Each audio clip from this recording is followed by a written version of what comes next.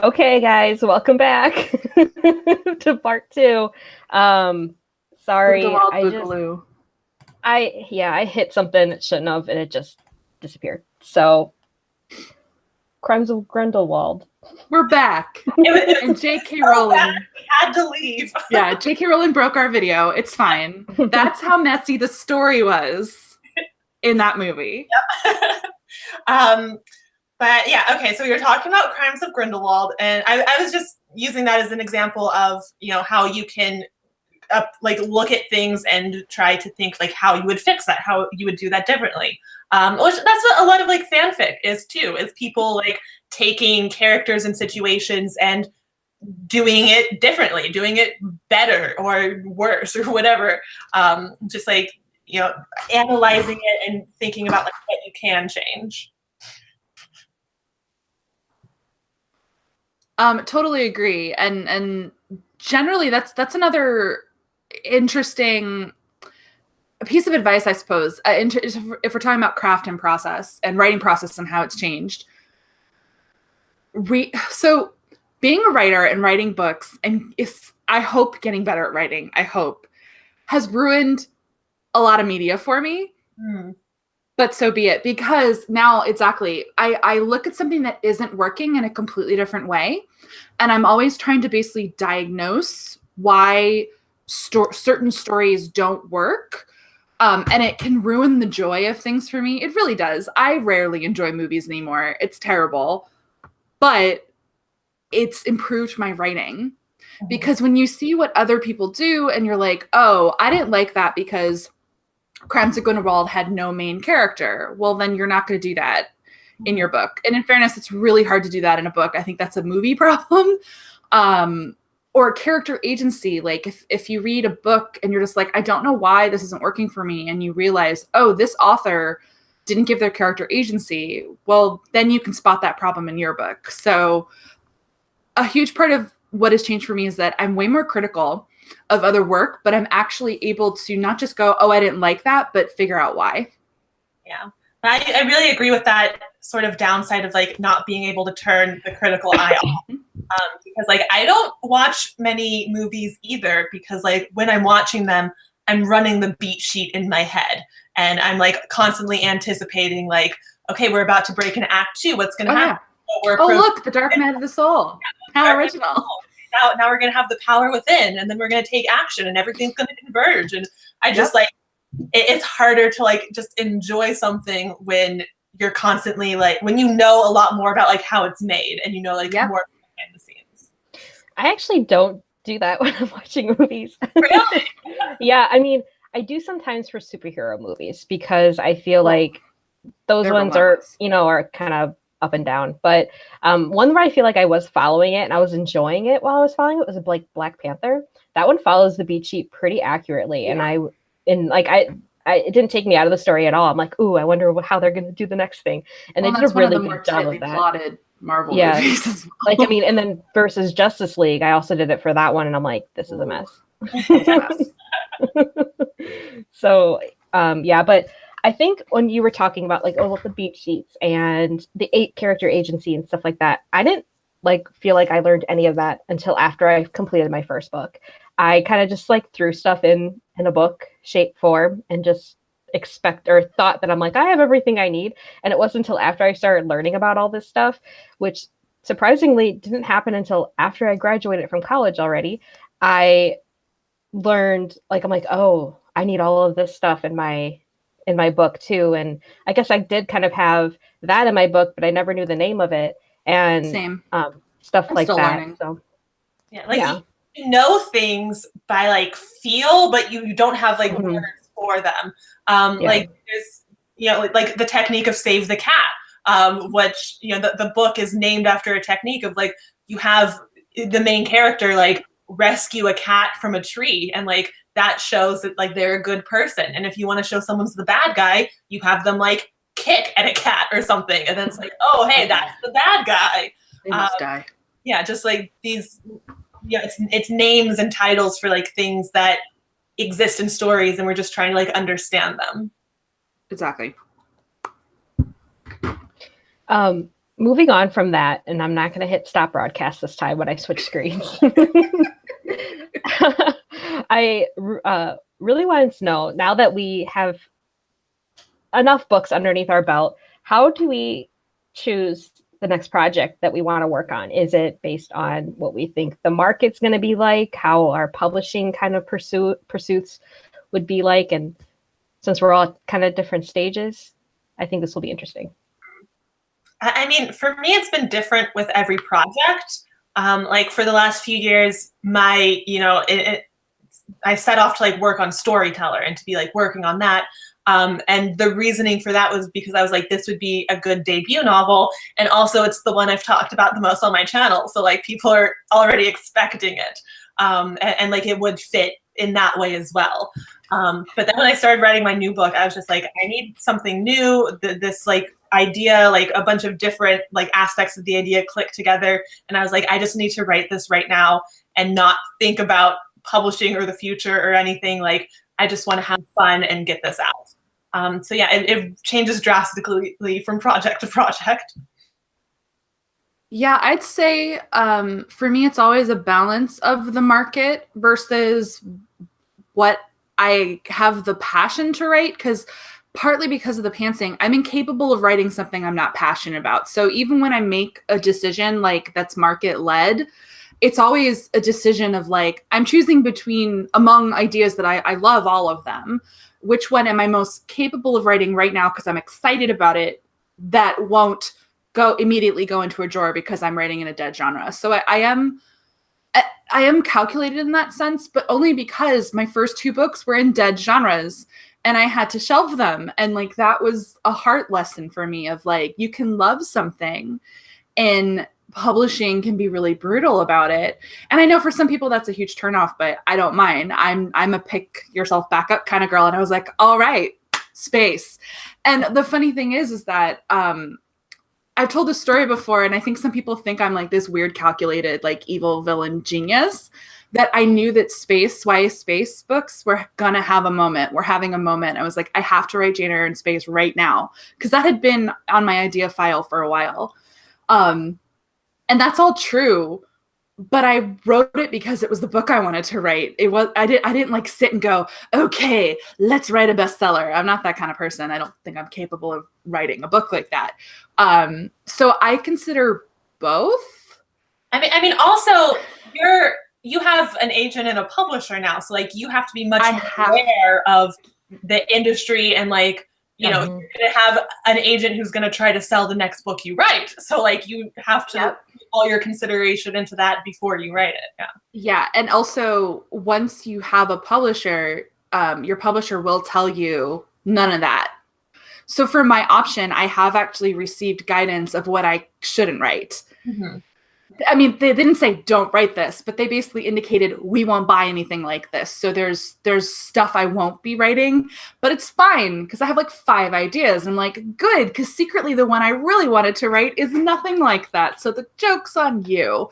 But then also I have a new project idea that is in a completely different genre, and I don't know how it fits into my career, but I want to write it for fun. So sometimes it's just like you, Kat, it's just the book you want to write right now. It doesn't always have to have an end game. Yeah, I think every book mostly that I've wanted to pursue, I'm like, I'm going to publish this one. And I talk about this a little bit in this video I'm uploading actually tomorrow. But after I finished the Red Riding Hood story, I shelved that. I started my new project, which has been the main focal point, I feel like, on my channel.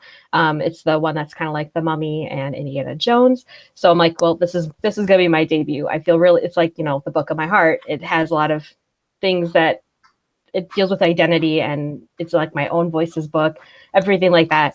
And then when I had my Dark Night of the Soul last year, and I realized I needed to rewrite that completely from scratch, I ended up doing this fun project. I'm like, well, maybe I'd publish this eventually, but it's not the one that I'm going to really be trying to get published right away. And then I fast drafted that through 3 months, and then I revised it, got into author mentor match with this book. And now I'm like, well, this I feel like will be my debut because I feel really passionate about it. And I wouldn't have thought of that last year when I was like, well, I'm going to do this book about witch pirates and maybe eventually this will be published someday. But now I'm like, this is the one I'm like seriously considering, hoping to get representation for. Yeah, I'm making my way toward that stage. Like the current book I'm working on, I'm still really iffy about if I want it to be my debut, if I want it to be published at all. Like I don't know if this is, like, I love the book so much, but I have a lot of worries and concerns about publishing it for a bunch of other reasons that aren't like I loving the book. So like I'm kind of terrified to publish this book, but I think it is the one for me that I'm like pursuing right now and that I have in mind, like could be my debut, even though that idea terrifies me for a whole bunch of reasons. Well, and you also needed that book just to push you past a block you had on the other one. Well, and yeah, more than that, it's like if you want to be a prolific published author, you have to be able to write a book on your own in less than a year and within 6 months or so, like a lot of the time. And I've been working on Storyteller for 6 years, so I was really scared that like I would sell that book and then have to write another book on deadline and I wouldn't be able to do it. So me trying to write this new book within the span of like 6 months or so is me just trying to like prove to myself like I can write a new idea in a reasonable amount of time. Like I can have a career as a published author. So it's like equally about proving it to myself that like I can survive writing a book under contract and deadline because I'm really bad with deadlines. So I needed to like do this for myself to just like give me that like ease off my soul of like I'm not going to have to stress write a book in 6 months and like it's going to be the sophomore book scares me as much as the debut book. So it should scare you. It's terrifying. Well, and I guess that speaks to, we've all essentially, if we're talking about how we've changed, we've all grown and changed and started taking writing more seriously from a professional standpoint. We've considered publishing and how publishing works and the market and the business in our writing. And I mean, essentially, if you want to be published, that's what you have to do. My writing has definitely changed a lot since I actually, got a publishing deal because I'm no longer just writing for me. And exactly, you have to write on deadline and it's terrifying and horrible. And second books are the worst, even like they just are. So now I'm hoping that like the book I'm currently working on can be my debut and then Storyteller can be my sophomore because I've been working on that for 6 years. So like I'm not giving up on my second shelved book. I want to do something with it later. But yeah, exactly. It's you're never necessarily giving up on something forever. And I think that's important. That's an interesting question that maybe we should talk about. Like, have you guys ever untrunked a novel or like cannibalized a book to like put it in a new book? Like cannibalized, yes. Cannibalized. So the actual problem with my second book is I've taken elements of it and I'm putting it into my new fantasy and I'm like, oh shoot. Like, does that ruin the old one? I don't know. We'll see. Because I'm going to publish a book with spies. With spies, basically. Spies. I want to write a spy book. That's all it is. I just want to write about spies. I don't think I'd ever revisit because the only one I truly trunked is my Red Riding Hood story. And I won't ever revisit it because I have taken different plot points and different emotions from that book and put them as scenes in the following books. So it's like, I can't even use it because I use that same, I don't know, plot twist in this one and use it. And I just think it was very much like a first book. So I don't think that I will go back to it ever. Yeah. And I will say for my YA time travel one, a part of me wants to take like a sliver of my world building of my conceit and write a new book using the same like seed of an idea. But same, I don't like my critique partners that have stayed with me swear that it was great. I'm like, is it though? Is it? I'm scared to read it. So I don't think I want to go back to it because I'm like, I just feel like I will look at it and go, man, your writing was so juvenile. This is 29-year-old you and not book number 434-year-old you, because I've gotten better with every book, exponentially better. Like I'm already like kind of embarrassed about my debut, but that's normal. That's fine. Yeah, and I think that's something to keep in mind too. Like once you publish your debut novel, once you get an agent, once you get a publisher, like you're still going to be growing and evolving throughout your entire career. You should. Some people don't. and well, those people have a career after much longer. Well, that's a whole thing about if you break out really, really big on your first book, often you kind of stay crystallized in that mode, which is dangerous in and of itself. So what I'm meaning to say is failure is good for you. Honestly, I agree with that. Like that's what pushes you the most to change and improve. There was one question that kind of relates to what we were talking about that I saw is, how do you find out more about the publishing industry? Hi, welcome to YouTube. Yeah. It's difficult because like back in the day, there were so many aspiring blogs and agent blogs, which agent blogs were invaluable. Yep. And blogs aren't as big of a thing anymore. And agents haven't really migrated to YouTube yet. So and you just have to follow them on Twitter and kind of figure stuff out by osmosis. Or anytime an agent does an interview, you read that interview. Or like Write On Con, a bunch of the agents do like sessions. But exactly, it's like I think it's both harder and easier now to find out about how the industry actually works. You have to immerse yourself. Like follow a bunch of agents on Twitter. A lot of them will like tweet about them reading queries, like why they rejected the query, like not my genre, stuff like that. So that's gone out of fashion. Have you noticed that? Yeah. Wild, yeah. It kind of sucks. You almost have to go much further back. Like if you do the 10 queries hashtag, read the ones that they did years ago. Because it's so funny. There's been backlash against those because some writers are just very sensitive and they're like, this hurts my soul. And they get mad at the agents and then the agents stop. And I'm like, but for every one person that didn't like it, 9 of us were like, this teaches me so much about story and querying in the industry. Don't stop. So I've always found those very helpful, like the kind of brutally honest opinions from agents, like what makes them stop reading. But yeah. I think that all of us on our different channels are providing information because essentially there has been a vacuum of that actual industry information because blogs kind of went away. Yeah. I think I talk more about like just the writing side of things and the publishing side of things, but I'm sure we'll do that with Novelty Show. Like we'll have more like publishing 101 kind of geared episodes where we can like dive into that a little bit. Cause there aren't a ton of resources like as readily available anymore. Yeah. Oh, and I should say, I forgot podcasts. There are a few podcasts that kind of fill that void.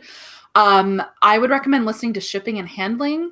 So it's a fandom-y podcast, or it's a podcast about publishing by fandom-y people, which is, of course, why I love it. But it's 2 literary agents who kind of, when they started it, were baby agents, and now they're much more established. So especially if you listen to the podcast backlog, it's fascinating because you're kind of like listening to these agents as they grow to become agents that you've heard of with like major clients.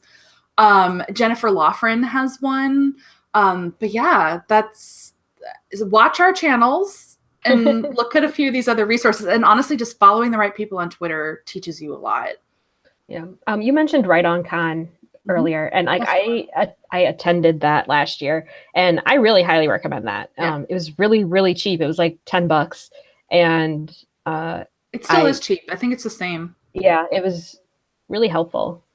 This year, I will be doing a podcast and a video for Write On Con. So, yeah. Also, real life writing conventions are a possibility. I've never been to one myself, and I don't know if I would because it's kind of a pricey investment for online for free or for very cheap, like through Write On Con, which has like a very low admission fee. But yeah, those are definitely an option, and they're great. You get to like pitch your book to agents and editors like in person, and you can find critique partners at a place like that, like meet other authors who are attending. That could be a good option. Yeah, and I'll say to your point, Kat, I've found, because I've never paid for a writing conference because I'm cheap, / used to be poor. I'm less poor now, but I won't pay. But I've gone to some. I went to one where someone else paid for my entry, right? And I found that they're really, really fantastic for 101, like publishing 101. But if you're looking for publishing 201, you're just not going to find it at the expensive in-person writing conferences. Usually there's some that, like SCBWI, which specializes in children's book writing and illustrating, has more 201 programming. But I found that some of the other big ones, like Writer's Digest conferences, are very 101. So if you can't find that information for free on the internet, which you can, the writing conference might work for you. But you're going to be sitting next to, like, grandma from Ohio, no offense to grandma from Ohio, who thought, ooh, I'll write a novel, and knows nothing about publishing. So she paid $600 to attend this thing and ask entry-level questions. So I find I don't think they're worth it. Yeah, I feel like a lot of 201 stuff, you gotta kind of like learn on your own, like unfortunately, critique partners and like just from trial and error, and it's like an apprenticeship almost. Yeah. Like you got to do it. Sorry. Yeah, and just speaking of money as in general, I mean, you don't have to pay a lot of money to learn things that you can find for free on the internet. Yep. So, I mean, I did Write on Con, but that was $10, and that's nothing to me compared to thousands of dollars for something else. So Write on Con literally exists because these other writing conferences, these in-person ones, are so cost prohibitively expensive.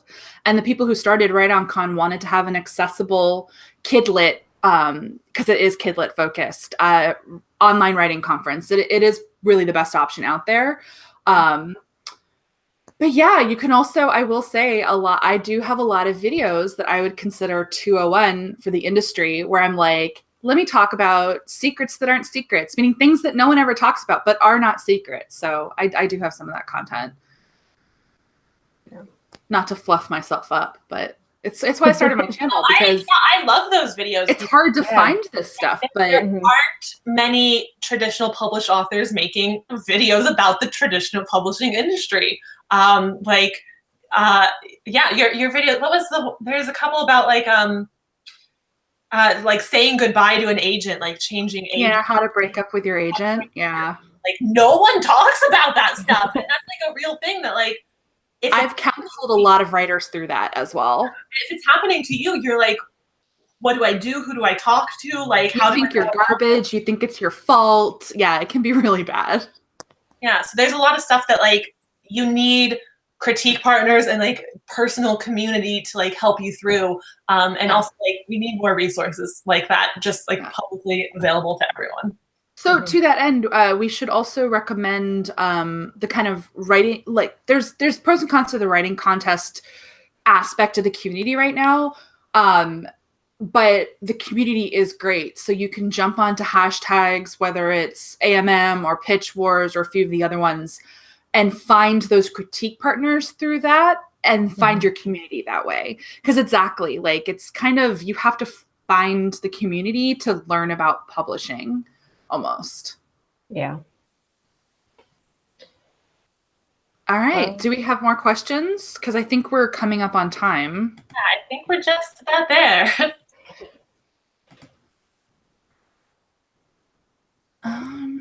Well, do we want to just kind of maybe end by kind of summarizing the biggest way in which we think we've changed as a writer from first book to now?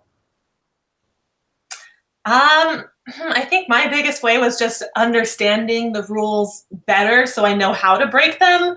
Like breaking them with intention and just being aware that I'm doing everything with intention. You know, if you have something in your book that someone asks you like, hey, why is that character that way? And you don't have a reason for it, like that's kind of a red flag that like you should have a reason for that. Like just be very intentional and just kind of training yourself to like really consciously think about like, why is this character acting like this way? Like what happened in their backstory? Like Lainey?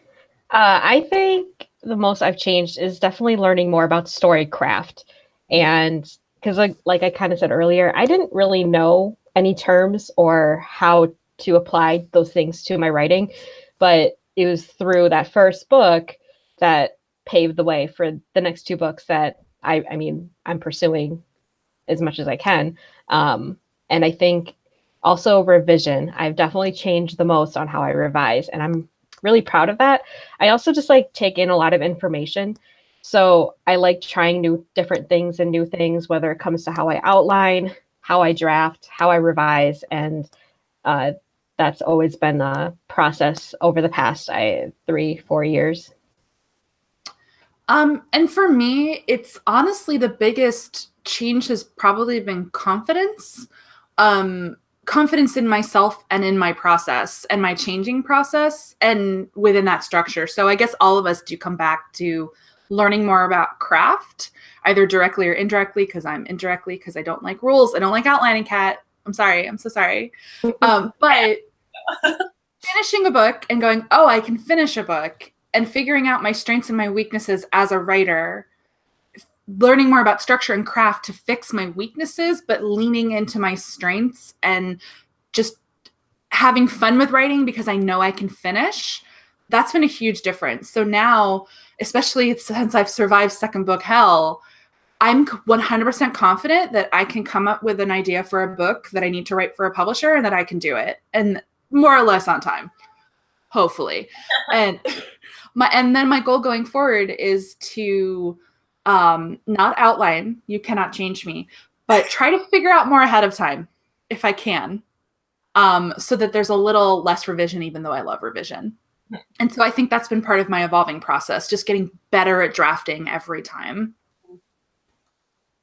Yeah, I mean, I think a lot of it boils down to like, it's so personal. It's so individualized about your own personal process and like what's working for you currently. Like sometimes you need to switch it up. Like I started writing out of chronological order, and that like changed my life in amazing ways. Hard pass, Kat. Hard pass. Yeah, can't do it. And the thing is, though, that's completely okay. Like someone can write out of order and someone can write in strict chronological order, and like those are both completely valid experiences and processes. Yeah. There's no right way to write or wrong. Well, there might be some wrong ways, but it's like what's right for you is right. Yeah. Okay. Is that it for the show for part 2?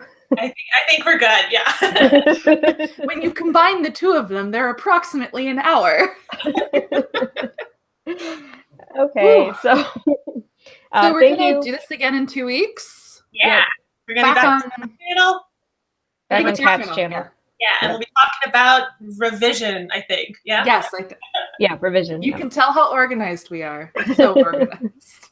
But we're really excited for that. And in fact, if anyone has questions or queries about revision, we could always craft our outline around your questions. Yeah, so go ahead and tweet those to Noveltea Show if you got them.